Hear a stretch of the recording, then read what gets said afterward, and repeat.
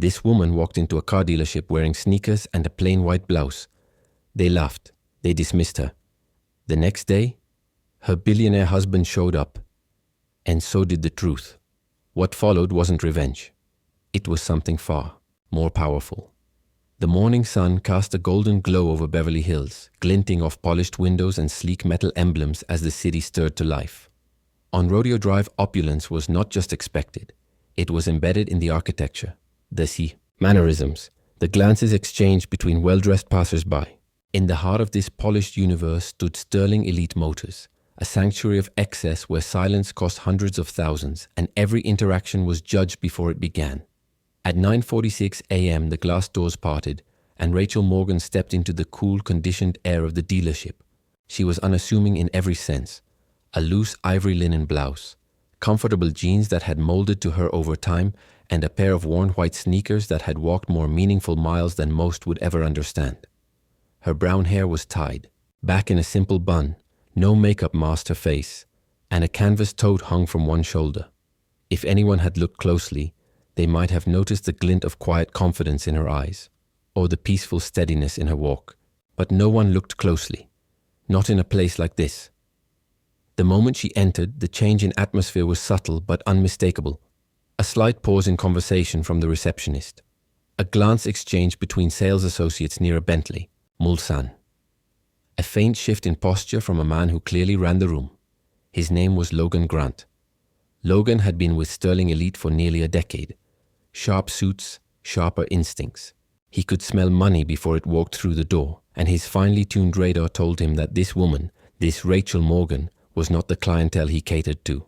He watched her as she approached the center of the room, her gaze drawn to the sapphire blue Bentley Continental GT convertible on a raised rotating platform. She didn't gawk. She studied it, not with the wide-eyed awe of a dreamer, but with a thoughtful, almost personal curiosity. Logan leaned toward a younger colleague. Probably wandered in from the wrong block, he muttered under his breath, looking for free brochures. The young man chuckled politely, though his eyes drifted back toward Rachel with something that looked like discomfort. Rachel moved slowly, thoughtfully. She wasn't in a rush.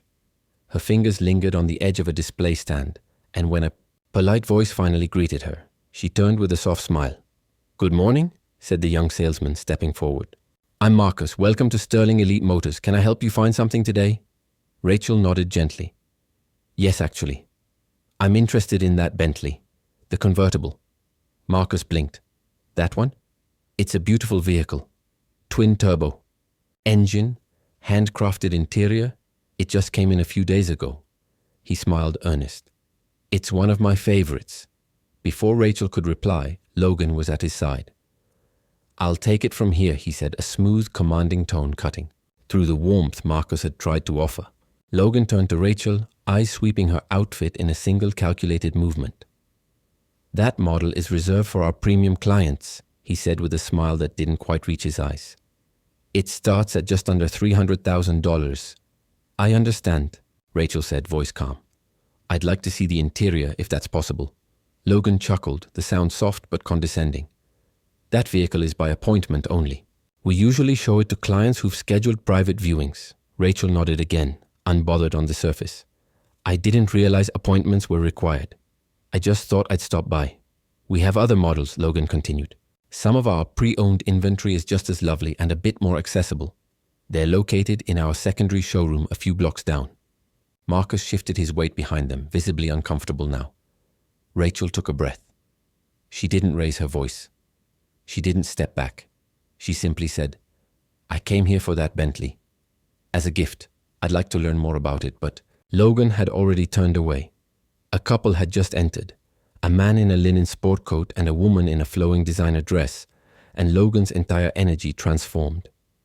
"Mr. and Mrs. Cavendish," he greeted with arms wide. "So glad you're here. Let me show you something special." Rachel watched as he led them directly to the Bentley, opening the door with a flourish, gesturing proudly as the woman slid inside. She waited a moment longer, standing quietly, hands folded. When Logan returned, she spoke again, evenly. "I'm prepared to make a cash purchase today." He stopped short. "I see," he said, his voice tight. "Well, forgive me, but I've had many people walk in here saying the same thing. We're a high-end establishment and we have procedures. We can't accommodate every fantasy that walks through the door. Something shifted behind Rachel's eyes, something that flickered but didn't flame. I believe my money is as good as anyone else's, she said. Then you'll understand that we prefer to schedule meetings for serious clients, ones who understand the value of presentation. He gestured to her sneakers with thinly veiled disdain. Marcus opened his mouth, but no words came. Rachel glanced around. The room had grown quieter. A few clients were watching. A couple of the staff stood nearby, observing with crossed arms and passive curiosity. She let the silence stretch, and then she said, "Thank you for your time." She turned slowly, her spine straight, dignity intact. No tears, no accusations. But every step toward the glass doors echoed louder than any confrontation could have. Outside, the sun was still warm, the sky still clear. She reached into her bag, pulled out her phone, and dialed. It rang once. "Hey, love," she said when the call connected. Her voice was soft. "You were right. It happened again." There was silence on the other end, then the calm voice of Ethan Morgan. "Where?" "Sterling Elite Motors," she replied. "I'll take care of it." Rachel looked back at the dealership, its glass facade shining, its interior buzzing again with polite elitism. Her expression didn't change. "No," she said, "we'll take care of it, but not with anger, not with revenge." There was another pause. "What are you thinking?" Ethan asked. Rachel's voice warmed. "I'm thinking, it's time. They learn what real class looks like." And with that, she stepped off the curb, already forming the plan in her mind. Not to prove herself, but to open eyes. Because Rachel Morgan hadn't spent her life building wealth for display. She had built it for impact, and now it was time to make that impact felt where it was least expected, where it was most needed, inside a showroom that had forgotten the difference between surface shine and true worth. The Morgan estate sat high above the Malibu coastline, where waves broke gently on the shore below and the breeze carried the scent of eucalyptus and saltwater through open French doors. The home was elegant but understated. Glass, stone and wood in harmony with the hills. It didn't scream wealth, but rather whispered comfort, intention, and a desire to live meaningfully. Inside, silence lingered. Not the cold silence of tension, but the kind that follows a wound too familiar to bleed. Rachel Morgan moved through her home like someone carrying more than the weight of a morning gone wrong. She wasn't angry, not in the way some might expect. Her silence was heavier, more contemplative. She poured herself a cup of tea, the mug warm against her palm, and stood at the edge of her kitchen, gazing out at the Pacific. There was a difference between being hurt and being disappointed, and she was no stranger to either. But this time, something deeper had stirred. In his study at the other end of the house, Ethan Morgan closed his laptop as he heard her footsteps approach. He looked up from his desk, his expression softening the moment he saw her. He knew Rachel better than anyone. He had seen her through the hardest chapters of her life, and he could recognize the stillness in her posture as a quiet signal. Something inside her had been struck. She sat across from him, fingers gently tracing the rim of her mug. For a long moment she said nothing. "It happened again?" he asked, his voice calm, careful not to intrude. Rachel nodded, her eyes meeting his. "Same story, different showroom, different faces, but the same look, the same tone, like I didn't belong." Her voice wasn't bitter, but restrained, like someone preserving her energy for something more meaningful than anger. Ethan leaned forward, elbows on the desk. "Tell me." She did.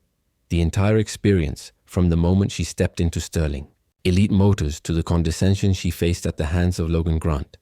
She described the way Marcus had tried briefly to help. She described the Bentley, the one she had chosen carefully as a gift for her closest friend, someone who had endured a brutal year of chemotherapy and surgeries and come out the other side exhausted but alive. She had wanted to give her friend something bold, something that said, "You made it, you deserve this." But instead, she had walked out with something else entirely. "It wasn't about the car," she said quietly. "It was about how small they made me feel for wanting to give something big." Ethan didn't interrupt. He never did. He knew that when Rachel spoke like this, measured, reflective, it meant she wasn't looking for reassurance. She was building clarity, perspective. "They didn't just doubt my money," she continued. "They doubted my intent. They looked at me and saw nothing. Or maybe worse, they saw inconvenience." She paused, then smiled faintly. But I'm not angry, not for me. I'm angry for the people who walk in like I did and don't have the voice or the means to push back. The ones who internalize that treatment and walk out believing it. Ethan nodded slowly. In all the years he'd known Rachel, this had always been her compass. Empathy rooted in action. Her ability to take personal pain and widen it until it became a mirror for something larger. She didn't lash out. She didn't seek revenge. She sought understanding, even from those who didn't deserve it. And that was exactly why her works had changed so many lives. Before she had become Rachel Morgan, known philanthropist and founder of one of the nation's most impactful nonprofits, she had simply been Rachel from Louisville, Kentucky, a special education teacher with little more than a student loan and a calling. In her 20s, she worked 3 jobs to fund early childhood development programs for kids with disabilities. When her first grant was denied, she sold her car to buy adaptive learning equipment. When her nonprofit was rejected by 3 foundations, she rewrote the proposal herself in a diner at 2 a.m. and tried again. Now, the Horizon Project operated in over 40 states, building inclusive classrooms, training teachers, and giving voice to children society had too often overlooked. Over the years, it had received accolades, press, and even federal recognition. But Rachel never measured her success by articles or awards. She measured it by moments. The day Luna, a nonverbal 6-year-old, spoke her first word. The time a wheelchair-bound teen gave a TEDx talk about accessibility. The morning she walked into a rehab center and a little boy ran up to her yelling, "Ms. Rachel, I stood today." And through it all, she had Ethan. They met in a cramped conference room in Chicago, both of them nobodies in a sea of innovation. He had presented a new kind of neural mapping for prosthetics. She had spoken about the emotional intelligence gap in early education for special needs kids. Afterward, he had found her by the coffee stand, hands shaking slightly as he poured sugar into his tea. "I've never heard someone speak about children the way you just did," he'd said. "And I've never heard someone describe technology with so much heart," she replied. The rest, as people say, was history. But theirs wasn't built on power or mutual ambition. It was built on shared values and a respect for invisible battles. When Ethan's company exploded in value after his prototype was approved by the FDA, they didn't change. They simply gave more. They didn't throw extravagant galas or make headlines with charitable donations. They funded community centers in neighborhoods no one else noticed. They paid off student loans for teachers who couldn't afford their own rent. They donated anonymously to children's hospitals that were one grant short of saving a life. Wealth to them was never meant to be loud. It was meant to lift. Which is why, as Rachel looked at Ethan now, the idea of retaliation felt empty. She didn't want to teach Sterling Elite a lesson through humiliation. She wanted to teach them through clarity. "I don't want to show up tomorrow and prove them wrong just to make a point," she said softly. "I want them to see what they missed. Not in me, but in everyone they've turned away for looking out of place. I want them to realize what they lost." Ethan sat back, the corners of his mouth tilting upward. "Then let's make it unforgettable." She arched a brow. "No dramatic gestures." He laughed under his breath. "No Rolls-Royce crashes into the lobby." "Got it." Rachel's eyes twinkled. "Just something simple, direct, true." Together they began to plan, not a revenge, not a spectacle, but a moment of perspective. They made a few quiet calls, reached out to a journalist Rachel trusted, arranged for a special delivery to Tassad, be made at the exact right time. Not to embarrass Logan or the dealership, but to let them sit in their own discomfort long enough to grow, because Rachel Morgan didn't want them to feel small. She wanted them to become better, and sometimes the deepest change doesn't come from being told you were wrong. It comes from seeing undeniably, unforgettably, what right should have looked like all along. The next morning, the sun rose slowly over Beverly Hills, casting warm light on the polished glass and gleaming chrome that defined Sterling Elite Motors. Inside, the showroom was already buzzing. Sales staff straightened ties, adjusted displays, and reviewed schedules. The scent of fresh espresso drifted from the break room. It was, by all appearances, just another day at the most exclusive luxury car dealership in the city. Logan Grant entered the building with his usual confidence, dressed in a tailored navy suit with a silver tie that subtly caught the morning light. He walked with the air of someone who had grown comfortable being admired. He gave a nod to the receptionist, a brief acknowledgement to Marcus, who responded with a quieter, more reserved demeanor, and stepped onto the floor like a man, entering a stage. To Logan, the previous day had already begun to fade. The woman in the linen blouse, though a disruption to his routine, had simply been another misjudged walk-in. A moment of annoyance, not significance. He hadn't thought of her again. Not really. Certainly not with any sense of regret. But the air shifted at 10:17 a.m. The first signal was silence. It was subtle. A conversation halted mid-sentence. A turning of heads, all eyes drawn to the wall of glass at the front of the dealership. Outside, a vehicle pulled up, silent but commanding. It was unlike anything else on the lot. A Rolls-Royce Phantom Extended.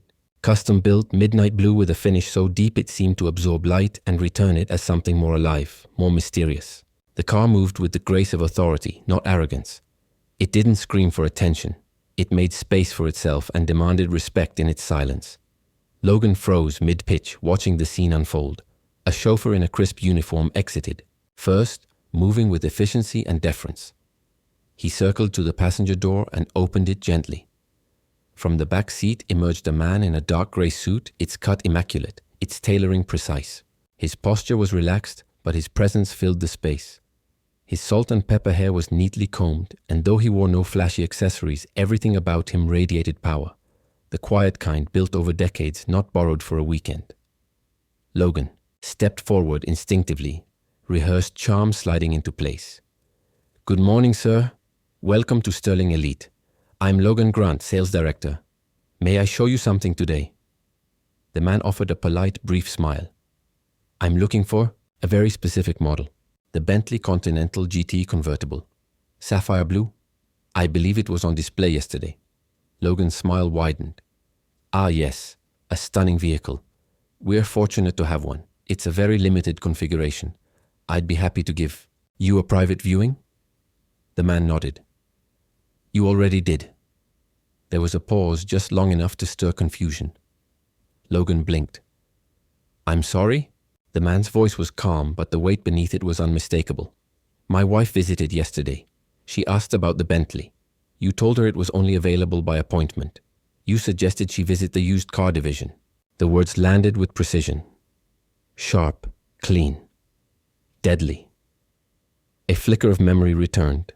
Linen blouse, simple sneakers, quiet voice. Logan's mouth opened slightly. I didn't realize... You didn't care to," the man said evenly. "Because of how she looked." Ethan Morgan didn't raise his voice. He didn't need to. The entire showroom had already stopped moving. Sales associates looked over shoulders. The receptionist sat frozen behind her desk. Marcus, standing off to the side, seemed to shrink into himself, but remained watching. "Mr. Morgan," Logan began, voice tighter now. "Please understand, we get many walk-ins and we try to prioritize based on serious intent. If I had known, you would have treated her differently," Ethan interrupted. "That's exactly the problem." Logan flushed. "It was a misunderstanding." "Was it?" Ethan asked. "Or was it exactly what it looked like? You dismissed her. You made assumptions. You didn't ask questions.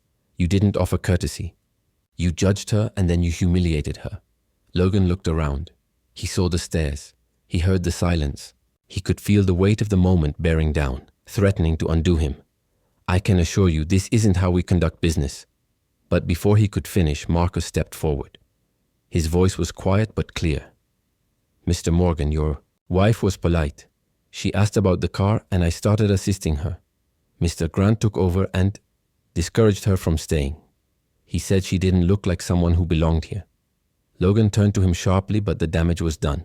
The truth was already in the air and no amount of correction could rewind the clock. Ethan looked around the room. Not with malice, but with intent. "You run a place that sells symbols of status. That's fine. But when you mistake status for worth, when you decide who matters based on how they're dressed, you create a culture. That will always fail, because it cannot see." Richard Sterling, the owner of the dealership, appeared then, drawn by the tension. He approached with visible concern. "Mr. Morgan," he said quickly, "we are honored to have you here. I wasn't aware of the situation yesterday. Please allow us the opportunity to..." "I'm not here to make a scene," Ethan said, "and I'm not interested in apologies. I'm here to ask a question." Richard nodded. "Of course." "What do you value more?" Ethan asked. "Appearance or growth?" The room held its breath. "Because if it's growth," he continued, "I have a proposal. Not for punishment, but for perspective. My foundation, the Horizon Project, is holding an event this weekend, a day for children with disabilities, to experience things the world often tells them are out of reach. Joy, freedom, visibility. We need volunteers. We need sponsors. We need people willing to see past the surface. He turned to Logan. You'll be there, in a volunteer shirt, not to pay a debt, to learn. Logan's lips parted, protest at the ready, but something in Ethan's eyes stopped him. Not rage, not contempt, but disappointment, the kind that stings far deeper. And the dealership, Ethan added, looking at Richard, will sponsor 3 vehicles, including the Bentley. No branding, no credit, just contribution. Richard nodded slowly, already feeling the shift beneath his feet. Understood. We'd be honored. Finally, Ethan turned to Marcus. You treated my wife with respect when no one else did. I'd like you to handle the transaction, starting with the Bentley. For her friend, Marcus stood straighter. Yes, sir. Thank you. Ethan gave one last glance at the Bentley, its polished frame reflecting the light. My wife saw more in this car than metal. She saw meaning. And that's something no showroom polish can fake. And with that, he turned and walked out. No grand exit, just truth in his wake. Logan stood still, the edges of his identity beginning to crumble. He had mistaken value for veneer. Now he was being offered a rare opportunity, not just to keep his job, but to confront who he had become.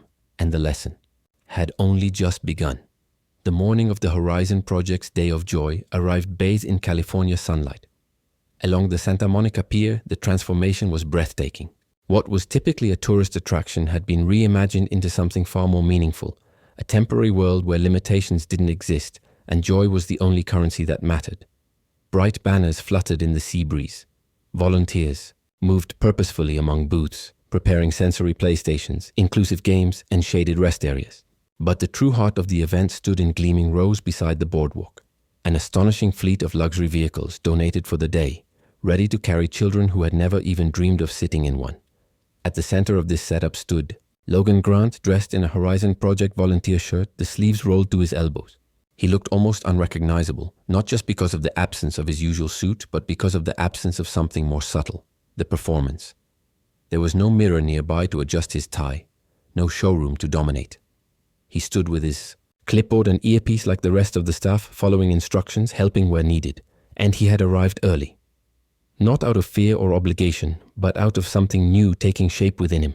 He couldn't quite name it yet, but it felt like the beginning of a kind of reckoning. His first task had been helping set up the adaptive vehicle ramp beside the Bentley, the same car he had denied Rachel Morgan access to just days before. Now, that car had been fitted with custom supports so that wheelchair-bound children could be lifted into the passenger seat with dignity and care. Logan had never considered such modifications, never imagined such a need. As he watched technicians adjust harnesses and volunteers double-check seat anchors, he began to understand how much of life he had simply not seen. By mid-morning, families began arriving. Children of all ages with a rainbow of abilities rolled, walked, or were carried through the welcome gate. Some wore helmets, others had prosthetics or mobility aids. But what unified them all was not what they lacked, but the way their faces lit up the moment they spotted the line of exotic cars waiting to take them for their first ever ride along the Pacific coast. Logan's first rider was a boy named Malik, 9 years old, born with cerebral palsy. Malik used a power wheelchair and had a soft, serious face. When Logan knelt down to greet him, Malik looked at him skeptically. "You don't look like a race car driver," he said, crossing his arms. Logan smiled. "That's because I'm not one. But today I get to be your co-pilot. You ready?" Malik nodded, and Logan lifted him carefully into the passenger seat of the Bentley. For the next few minutes, they rode along the private, barricaded strip, next to the beach, Malik shouting excitedly every time the car accelerated. When they returned, Logan helped him back into his chair. Malik turned and looked at him for a long moment before saying, "You're not as boring as you look." It was the highest compliment Logan had received in years. As the hours passed, Logan found himself losing track of time. He no longer thought about appearances or judgments. Instead, he found himself absorbed in the quiet bravery of these kids, the way they approached life with open hearts, despite how often the world had treated them like afterthoughts. They weren't here for pity. They were here for possibility. And then, without ceremony, Rachel Morgan arrived. She wore a pale yellow dress that moved gently with the breeze. her hair down in soft waves, her smile effortless. She made her way through the crowd, not as a host or figurehead, but as someone deeply familiar to the families. She bent to hug children, held the hands of mothers, and spoke quietly with nurses and therapists. To her, this wasn't a production. It was purpose. Logan saw her across the pier and felt his breath catch, not from fear but from the memory of how completely he had misunderstood her. When their eyes met, he straightened, nervous despite the hours of sweat already drying on his skin. She approached, and for a moment, the noise of the event seemed to fade around them. "You're here?" she said softly. "I am," he answered, clearing his throat. "I've been here since 7. Rachel glanced at the clipboard in his hands, at the smudge of sunscreen on his sleeve, and the tired lines at the corners of his eyes. "It shows." Logan nodded, his voice low. "I didn't know how much I didn't know. About all of this. About the way people are treated. About the assumptions I make." Rachel tilted her head. "You've made mistakes. But you're here, facing them. Most people never even get that far." "I'm sorry," he said. "Not just for what I said to you. For how I've been running my life. What I thought mattered. I built my job around performance. Around exclusion, really." Rachel was quiet for a moment. Then she asked, "And now?" "I want to rebuild it around something else. Around people." She didn't say anything immediately, but she smiled gently. "Then start there. Start small. Start sincerely." Logan didn't need a grand gesture. That single moment held more weight than any deal he'd ever closed. That afternoon, Logan met Ava, a 12-year-old girl with muscular dystrophy and a gift for sarcasm. When she requested the Lamborghini because if she was going fast, she might as well look fabulous, Logan made it happen. After her ride, she handed him a drawing of the two of them, him behind the wheel, her grinning in the passenger seat, and declared, "You're cool for an old guy." He took the drawing with a reverence he hadn't expected. As the event wound down and the sun began to slide toward the ocean, Ethan Morgan arrived quietly. He didn't approach the crowd like a benefactor, just a husband and supporter. He found Rachel near the registration table, smiling as she watched Logan play a game of adaptive basketball with a group of kids. Ethan slipped an arm around her. "You were right," he said. She leaned into him. "About what?" "You didn't need to teach them a lesson. You needed to give them a chance to learn one," she smiled. "And some of them did." Ethan nodded. "There's more." Logan's reached out. He wants to restructure how Sterling Elite does business. He's asking for resources on accessibility, training, and he wants to create a hiring initiative for veterans and people with disabilities. Rachel didn't look surprised. He saw something today, something he won't forget. And then, as if summoned by the truth of it, Logan looked up and waved to them from across the court. Not as a man seeking approval, but as someone finally learning how to offer something real. Rachel waved back. In that moment, the flash of chrome and the hum of engines meant nothing. But the sound of a child's laughter as they sped down the pier, that was the sound of transformation. And everyone heard it. 1 month had passed since the day of joy, and yet the echoes of that afternoon still lingered in the hearts of everyone who had witnessed it. Now, the grand ballroom of the Langham in Pasadena glowed beneath the crystal chandeliers, transformed for the Horizon Project's annual benefit gala. Gold-trimmed tables were dressed in navy and cream linens, flickering with the warmth of candlelight. It was a night that promised elegance, but more than that, it promised truth. Children in wheelchairs lined the entrance like a receiving line, but they weren't there to be pitied or applauded. They were the stars of the night in sequins and bow ties, holding clipboards, handing out programs, welcoming donors with confidence and joy. Some used walkers, others leaned on crutches, but each of them held their space with a sense of purpose. And in the very center of it all, graceful, serene, and quietly radiant, was Rachel Morgan. She moved through the room with the ease of someone deeply rooted in her cause. Wearing a soft midnight blue dress that shimmered subtly when the light touched it, she greeted every guest as if they were old friends. She didn't posture, she didn't perform, she simply was, and in that quiet presence, people felt seen. Around her, the event was seamless. Video montages showed the progress of the Foundation's new adaptive sports complex in Long Beach. Children gave brief speeches from the heart. Families shared testimonials. But everyone knew the heart of the room beat in time with Rachel's own. In the far corner, dressed in a simple dark suit that somehow felt more honest than any of his tailored designer pieces, stood Logan Grant. He wasn't at the gala for show.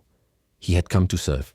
Over the last month, he had not only continued volunteering with the Horizon project, but he had immersed himself in it. He had stayed beyond his required hours, taken part in therapy workshops, and even hosted an accessibility-focused sales training session at Sterling Elite. For once in his life, Logan had stepped out of the mirror and into the world. Now he stood beside Marcus, the young salesman whose early courage had drawn Ethan's attention. Marcus looked over at Logan and nudged him gently. "You ready?" he asked. Logan exhaled. "Not really, but let's go." They crossed the ballroom together toward Rachel, who was just finishing a conversation with a small group of medical professionals. When she turned and saw them, a smile lit her face, not one of surprise, but of quiet recognition, as though she had always known they would come back changed. "Rachel," Logan said, stopping in front of her. "Thank you for letting me be here tonight." "You earned it," she replied without hesitation. He looked around at the tables, the children, the parents, and finally back to her. "This isn't just a fundraiser, this is a mirror." Rachel tilted her head slightly. "A mirror?" Logan nodded. "It reflects everything we miss in our day-to-day lives. What we don't see, what we choose not to see." Rachel's smile deepened, but she said nothing. Some truths are better acknowledged in silence. "I've spent years selling the illusion of value," Logan continued. "Luxury, prestige, exclusivity. But none of that prepared me to understand what real value looks like. I learned more from Ava and Malik in one day than I did in a decade of client meetings." Rachel gently reached out and touched his arm. "The greatest learning always begins with unlearning." Just then, Ethan joined them, offering Logan a warm nod. Logan straightened, still not quite used to the presence of the man whose quiet authority had dismantled him with nothing more than truth. "I heard you've been mentoring Marcus," Ethan said. "I've been trying," Logan replied, glancing at Marcus with a half smile. "But the kid has a better moral compass than I ever did." Marcus grinned. "He's learning." Ethan extended a small envelope to Logan. "Then here's your next test." Logan opened it carefully. Inside was a proposal, a formal agreement, to begin the corporate fleet purchase Ethan had previously withheld. It listed vehicles, specs, and delivery dates. But at the bottom, there was a handwritten note. "Let this be the first deal you close where people matter more than numbers." Logan read it twice.